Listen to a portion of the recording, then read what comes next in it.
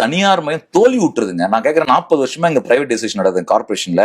என்ன மாற்றம் இந்த சென்னை மாநகரம் கண்டுச்சு? எனக்கு பதில் சொல்லுங்க பார்ப்போம். ராம்கே வந்தாங்க ஃபர்ஸ்ட், எங்க வந்தா? சவுத் மெட்ராஸ்ல வந்தான். எல்லாம் பணக்கார குடியிருப்புல போய் நல்லா பெருக்கி அந்த மாதிரி பண்ணுவான். எத்தனை ஸ்லம்ல நீ குப்பால்கிட்ட சொல்லு, ஏன் பண்ண முடியல? காரணம்னா நீ பணக்காரர்களுக்கு குடியிருப்புக்கு இது பண்ண ஒண்ணு. ரெண்டாவது இன்னொரு விஷயம் இருக்கு. ஏன் குப்பால்றதோட பர்மனன்ட் கேட்கறது? வெக்க கடை பொழப்புல இது. எந்த ஜாதியில இருக்கிறவங்க வேலை செய்ய வைக்கிறீங்க நீங்க? ஒரு ஒடுக்கப்பட்ட சாதியை சார்ந்து மட்டும் தான் குப்பால கூடிய வேலை இருக்குது. 20 வயசுல குப்பால சாவல் வரைக்கும் குப்பால் நம்ம அந்த ஊர்ல. அது வெக்க கடை இல்ல. இப்படிலாம் கேட்கறோமே, ஒரு கண்ணியமான சொசைட்டியா அது? இதெல்லாம் விவாதம் வைக்கப்பட வேண்டிய விஷயங்க. சரி, நான் வந்துட்டேங்க குப்பால தொழிலுக்கு, 20 வயசுல வந்துட்டேங்க, என்ன பண்ணோம்? 5 வயசு சரி 3 வருஷம் பண்ணியா, உடனே ஒரு திக்மேட் வேற ஏதாவது ஒரு பார்க்க மேனேஜ் பண்ற அரசாங்க பூங்கா இருக்குல்ல, அதை பண்ணட்டும். இல்ல என்ன கார்பரேஷன்ல என்ன ஒரு அலுவலக வாயிலோ என்னோட படிப்புக்கு ஏற்ற ஒரு வேலையை கொடுத்து, ராணுவத்துல போறவங்களுக்கு கொடுக்குறாங்களோ ஓய்வு பெற்ற பிறகு அது மாதிரி சுழற்சி 25 வயசுல நான் மாத்தணும். இல்லட்டா செத்து போடுவோம் 40 வயசுல. என் தோல்னாவும், என் கை கால்னாவும், என் உடம்புனாவும், என் குடும்பம்னாவும் அப்படிதான் நான் நாண்டுட்டு இருக்கேன். அப்போ நீங்க ஒரு நாகரிக சமூகம் இப்படிலாம் யோசிக்கணும். இப்போ நம்ம என்ன சொல்றோம்? பர்மனன்ட் எம்ப்ளாய் துப்புரவு பண்ண எவ்வளவு தெரியுமா? 40,000 ரூபாய், 38,000 ரூபாய் வாங்கணும். 38,000 ரூபாய் கொடுக்க வேண்டிய சம்பளத்தை நீ 16,000 ரூபாய் கொடுத்து வேலை வாங்கலன்னா எவ்வளவு பெரிய அயோக்கியதனம் தோழா. அதை கொடுக்காம இப்ப சிறப்பு நலத்திட்டங்கள் எல்லாம் அறிவிச்சிருக்காங்க. எந்த நலத்திட்டம்? காலை உணவு கொடுக்குறோம், இன்சூரன்ஸ் தர்றோம், இதெல்லாம் இத தூய்மை பணியாளர்லாம் வரவேற்கிறாங்க, பாராட்டுறாங்கன்னு சொல்லியிருக்காங்க. ரொம்ப எனக்கு ஏன் தான் இப்படி பண்றாங்கன்னு தெரியல. இது கெட்ட பேர் தான் திமுக உருவாக்கும். நீங்க என்னதை இப்படிலாம் நீங்க படம் காமிச்சா யாருக்கும் தெரியாதா? நன்றி சொல்லிட்டாருன்னு சொல்லிட்டு ஏங்க அந்த யூனியன் எல்லாம் போனாங்களா, தொழிற்சங்கம்லாம் போனாங்கல்ல, அந்த தொழிற்சங்கம்லாம் வச்சு ஒரு பேச்சுவார்த்தை நடத்தினாங்க. அதாவது ஸ்ட்ரகிளிங் நடந்துட்டு இருக்கும் போது எல்லா ட்ரேட் யூனியனும் கூப்பிட்டாங்க. அப்ப ட்ரேட் யூனியன் கூடும்போது பாத்தீங்கன்னா சிஐடியு செங்கோடி சங்கம் இருக்கு, அவங்களும் பேச்சுவார்த்தைக்கு போனாங்க. அப்ப நான் கேட்டேன், என்ன நடந்துன்னு கேட்டேன். கேட்கணும்னா, இந்த போனாங்கல்ல முதலமைச்சரை பார்க்க போன எல்லா தொழிற்சங்கமும் போராட்டம் நடத்தினது விதத்தை விமர்சனம் பண்ணி தான் பேசினாங்க. அந்த இடத்துல போராடிட்டு இருக்கும் போதே போராட்டம் நடத்தின தொழிற்சங்கம் அங்க போகல. கேளுங்க, போராட்டம் ஒரு தொழிற்சங்கம் நடத்துது, போராடிட்டு இருக்காங்க. எல்லா தொழிற்சங்கத்தையும் கூப்பிடுறாங்க. அபிஷியலா அவங்க ஒரு தொழிற்சங்கம் இருக்குன்னா ஒரு 20-24 தான் கூப்பிடுறாங்க. அந்த அவங்க உள்ள போய் என்ன பேசுறாங்கன்னா, இந்த இதெல்லாம் விமர்சனம் பண்றாங்க.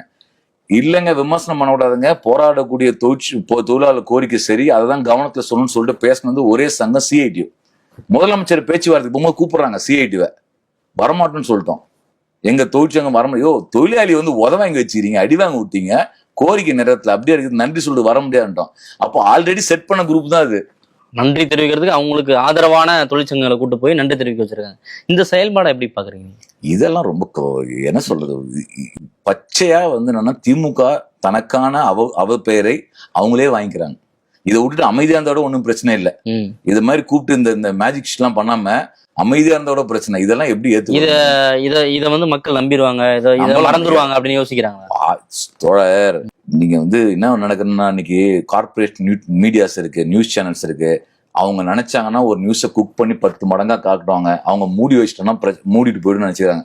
அந்த ஆட்டெல்லாம் முடிஞ்சு போச்சா, நீ என்னதான் நீ ஆட்டம் ஆடினாலும் எங்க இருந்தாலும் பிச்சுட்டு வரும். எவ்வளவுக்கு நீ அடக்குறியோ பிச்சுக்கிட்டு வரும். எந்த இடத்துல பிச்சுட்டு வரும் தெரியாது. அதனால நீங்க ஒரு எவ்வளோ பெரிய ப்ரெஷரை உருவாக்கி வச்சிருக்கீங்க. தோட நான் கேட்கறேன், அந்த குடும்பம் போராடிச்சு 12-10 நாள் போனாங்க. அவன் வீட்டுல சோறு துண்ணு போனான் குழந்தைங்களா, இப்ப வரையும் சாப்பிடலாம் சொல்றாங்க. காலையில பேட்டி எடுத்து வந்தோம். போராட்டம் நடக்கிற அன்னைக்கு சொல்லுங்க, எவ்வளவு ப்ரெஷர் இருக்கும். நீ போலீஸ் வச்சு டீல் பண்ணா எவ்வளவு வலி இருக்கும். அதுவும் இருக்கத்திலே கடினமான ஒரு தொழிலை செயல்படக்கூடியவர்கள். அப்புறம் நம்ம வேற வாக்குறுதி கொடுத்துருக்குறோம். ஏன் திமுக மேல அவ்வளவு நம்புறாங்கன்னா, நீங்க வாக்குறுதி கொடுத்ததுனாலதான். வாக்குறுதி கொடுக்கலன்னு ஏன் கேட்க போறாங்க? இந்த விவகாரத்தை முன் வச்சு திமுக நம்பிக்கை எழுதுட்டு நீங்க நினைக்கிறீங்களா? கண்டிப்பா இந்த விஷயம் கட்டாயம் திமுக அவங்க டேமேஜ் கண்ட்ரோல் பண்றதுக்காக எந்தெந்த மாதிரி விஷயம் பண்றாங்க. அது உதவியா இருக்காது. கட்டாயம் இந்த பிரச்சனை இந்த அணுகுமுறை திமுகவுக்கு உதவியா இருக்காதுன்னு தான் நான் கருதுறேன்.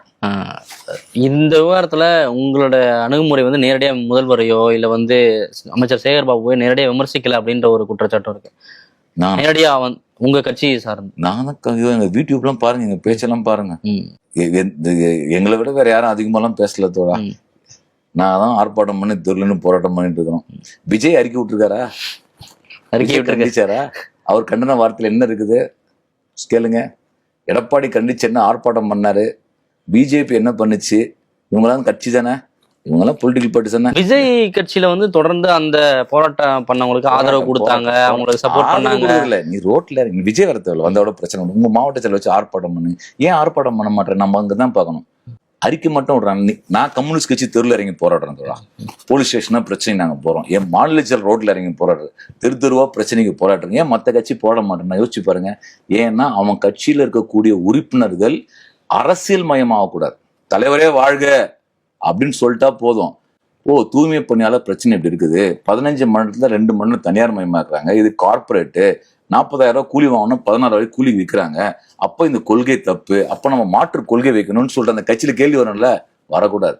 இது வெறும் அந்த அதனால தான் அவங்க நடத்தல. நம்ம என்ன கேட்கணும், இவர்கள்லாம் இவங்க தானே எம்எல்ஏ வராங்க, நானா எம்எல்ஏ வரேன், நாங்களா எம்பி வரோம், நானா கவுன்சிலர் வரேன், நானா எதிர்கட்சி தலைவராக இருக்க போறேன், நான் காலத்துக்கும் ரோட்ல கொடி பூச்சி போட்டுதான் இருக்க போறேன்.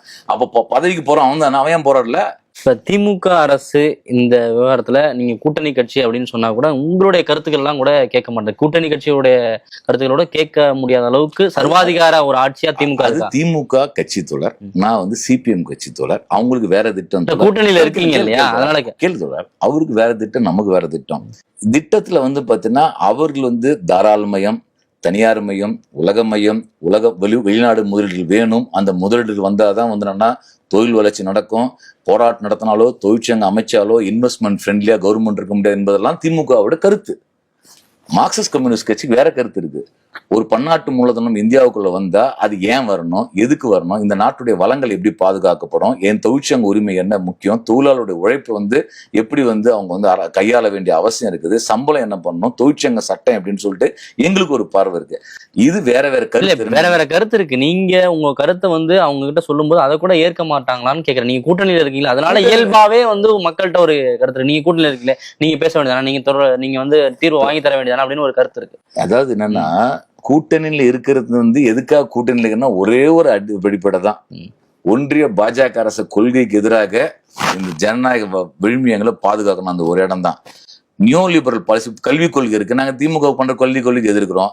நீங்க குடிசை பகுதி பிரச்சனை நாங்க போராட்டம் பண்றோம், சில கோரிக்கையில ஜெயிக்கிறோம், சில கோரிக்கை தோக்குறோம். இதே திமுக போலீஸ்க்கு நாங்களும் அடி வாங்குறோம். நாங்க தான் கூட்டணி எங்களையும் அடிக்கல. போலீஸ் ஐயோ ஒரு கூட்டணி கட்சி கை குத்துற போறோம், என்னதான் போலீஸ் அடிக்கிறான், எங்களால் தான் கைகால் உடைக்கிறாங்க, எல்லாம் தான் பிரச்சனை நடக்குது. நம்மளை பொறுத்த வரைக்கும் தோடா இது வந்து ஒரு கட்சி மட்டும் கிடையாது, மக்கள் தான் பிரதானம். ஒரு இண்டிவிஜுவல் பொலிட்டிக்கல் பார்ட்டி கிடையாது. மக்கள் அரசியல் மையப்படுத்தப்படணும். மக்கள் வந்து என் உரிமைடா அப்படின்னு சொல்லிட்டு மக்கள் கிளர்ந்து வரணும். கம்யூனிஸ்ட் கட்சியோட கொள்கை என்னன்னா மக்கள் அரசியல் மயமாக்கணும். இந்த கொள்கை சரியில்லை, இந்த கொள்கைக்கு மாற்று கொள்கை உருவான்ற கருத்தியலை நாங்க மக்கள் மன்றத்துல பிரச்சாரம் பண்ணுவதும் அதன் மூலியமாக செயல்படுவதும் மட்டும்தான் எங்களுடைய எல்லை. எனவே நாங்க அதை செய்து கொண்டே இருக்கிறோம். இப்ப நீங்க பாருங்க, எங்களுடைய மாநில செயலர் வந்து கோயம்புத்தூர் யூனிவர்சிட்டி கலெக்டர் ஆஃபீஸ் முற்றுகிட்டு போராட்டம் நடத்தினார். என்ன தெரியுமா கோரிக்கை? பாரதியார் யூனிவர்சிட்டி கட்டும் போது இடம் வாங்கினாங்க விவசாயிகிட்ட தான். அதெல்லாம் வாங்கினதுக்கு இழப்பீடு தரணும், துட்டு தர மாட்டேன்றாங்க. இப்போ வரைக்கும் துட்டு தான் சொல்லிட்டு போராட்டம் நடத்துறாரு அவரு. நாங்க தான் கூட்டணி கட்சி தான், எங்க மாநிலத்தில் தெருவில் சுட சுட ரோட்ல உட்காந்து அங்கேயே சோத்த துண்டு போராட்டம் பண்றாரு. சாயங்காலம் தான் வந்து சரி சார் நான் பார்த்து சொல்றேன் சார் லெட்டர் போறாங்க. செங்கல்பட்டுல இந்த சிறுதா ஒரு நிலம் இருக்கு இல்லையா, அந்த நிலத்தை வந்து ஆட்டையை போட்டாங்க. அதுக்காக போராட்டம் நடத்தி பார்த்தா ஐயோ நீதிமன்றம் சொன்னது, ஆணையம் சொன்னது குடியான்னு சொன்னா கொடுக்கல. எல்லாருமே தெருத்தவா போராட்டம் இருக்கும் பாஸ். அதாவது என்னன்னா நம்ம வந்து கம்யூனிஸ்ட் கட்சி மக்களுக்காக களத்தில் நின்று போராடுவது என்பது நம்முடைய அடிப்படை பணி. அதை பண்றோம். மக்கள் கிளந்து எழுவாங்க. இப்ப இந்த போராட்டம் இருக்குல்ல, 10 மணில அமைதியா இருந்தல அப்படின்னு சொல்லுங்க. 10 மணிலுக்கும் போராட்டம் நடந்தது, ஆனா இன்னைக்கு மீடியா வரல.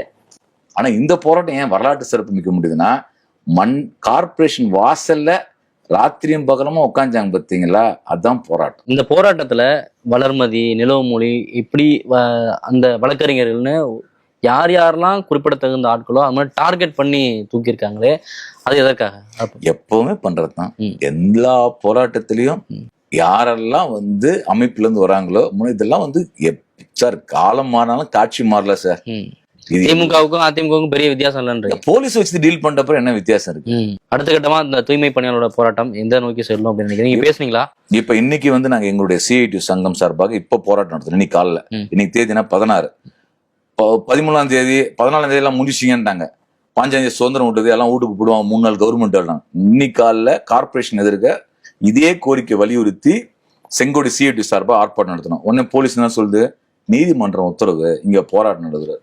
சரிப்பா ஓகே, எங்கப்பா நடத்தலாம்? எல்பி ரோட்ல நடத்தினாங்க. சரி இவங்களும் எல்பி ரோடுக்கு வந்துட்டாங்க. எல்பி ரோடு வந்து என்ன பண்ணாங்க, போராட்டம் நடத்தினா கோஷம் போட்டு போனோம், அரெஸ்ட் பண்ணுன்றாங்க. ஏன் நீ தானே சொன்ன இங்க அனுமதி இல்லைன்னு? அங்க அனுமதி இல்லைன்னு இங்க வந்த, இப்ப அரெஸ்ட் பண்ணி இப்ப கண்ணப்படத்துல மண்டபத்தை வச்சுக்கிறாங்க. 100கணக்கான தொழிலாளர் மண்டபத்தை வச்சுக்கிறாங்க. இப்ப இந்த செய்தி எந்த டிவிலையும் வரல. ஏன்னா டிவிக்கு போராட்டம் முடிஞ்சு போச்சு. உங்களுக்கு ஒரு உங்க அஜெண்டா முடிஞ்சு போச்சு. கார்பரேட் மீடியாவுக்கோ நம்ம எவ்வளவு வருது, ஒரு டிஆர்பி ரேட்டு தான் அது பேர் சொல்லுவாங்க. அதெல்லாம் வருதா, வியூஸ் எல்லாம் போதா, பரபரப்போதா, கொதிநிலை கடை, அங்க என்னாச்சு இங்க ஆச்சு. அவ்வளவுதான். ஒரு படம் வந்து ஒரு 3 மணி நேரம் ஓடுற மாதிரி ஒரு 10 நாள் போராட்டம் அடித்தடி நடந்துச்சு, முடிஞ்சிச்சு. அப்புறம் அடுத்த நியூஸ் போ, ஏன்பா திருப்பி இந்த நியூஸை பாக்குறேன்னு. இன்னைக்கு போராட்டம் பண்ணி வச்சுக்கிறேன். நான் கேட்டேன், ஏதாவது டிவி வந்தா? இல்ல, வரல தவிர வரமாட்டாங்க, உங்களுக்கு கவலைப்படாத. இந்த போராட்டம் தொடர்ந்து தான் இருக்கும். நீ காட்டினாலும் சரி, காட்டாட்டிலும் சரி, பேசினாலும் சரி, பேசாட்டிலும் சரி, இது உரிமைக்கான போராட்டம். அதோடைய உரிமையை அடையிற வரைக்கும் அது நடந்துட்டே இருக்கு. நான் விரும்பினாலும் சரி, நீங்க விரும்பினாலும் சரி, விரும்பாட்டிலும் சரி, போராட்டம் நடக்கும்.